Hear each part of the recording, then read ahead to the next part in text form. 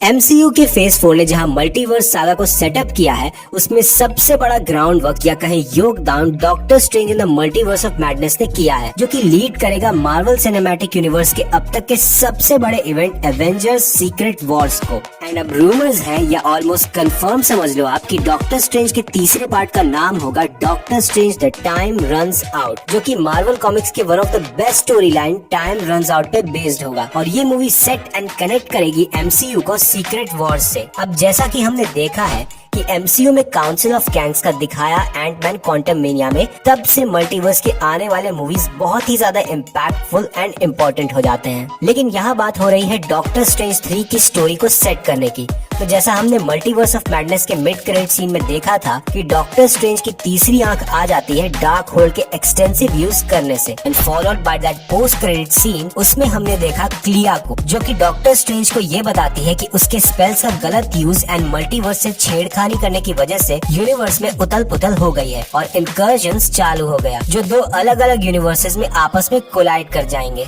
और ये है ओरिजिन एवेंजर्स सीक्रेट वॉर्स का। एंड एक तरह से कह सकते हैं कि Doctor Strange 3 times run out will be the road to Secret Wars. तो अगर आपको मोटा मोटी कहानी बताऊं मैं टाइम्स रन आउट की, तो इसकी कहानी एक्चुअली में टेक प्लेस करती है जब इनकर्जन्स अर्थ 616 और अर्थ 1610 के बीच में हो चुका होता है और हर जगह अफरा तफरी मची होती है, जहाँ एक तरफ इल्यूमिनाटी जो अर्थ के most powerful group of super heroes होते हैं और एवेंजर्स आपस में डिवाइड हो चुके होते हैं, एंड दूसरी तरफ डॉक्टर डूम अपनी तरफ से पूरी कोशिश कर रहा होता है इनकर्जन को प्रिवेंट होने की, ताकि दुनिया को खत्म होने से बचाया जा सके। लेकिन वहीं इसी बीच अपने डॉक्टर स्ट्रेंज, जो कि इल्यूमिनाटी का ही पार्ट होते हैं, ही कम अक्रॉस एक ऐसे sorcerer's and most powerful group का जिन्हें कहते हैं ब्लैक प्रीस्ट। एंड उससे पता चलता है उन्हें कि ब्लैक प्रीस्ट जो है वो मल्टीवर्स को बचाने में लगे हुए हैं अपने डिमेंशन से। ब्लैक प्रीस्ट बेसिकली एक ग्रुप ऑफ पावरफुल सॉर्सरर्स होते हैं जो कि बहुत ही अहम कड़ी होते हैं मल्टीवर्स में इनकर्जन इवेंट को रोकने के लिए। और मार्वल कॉमिक्स में जो ब्लैक पैंथर की ओरिजिन पावर है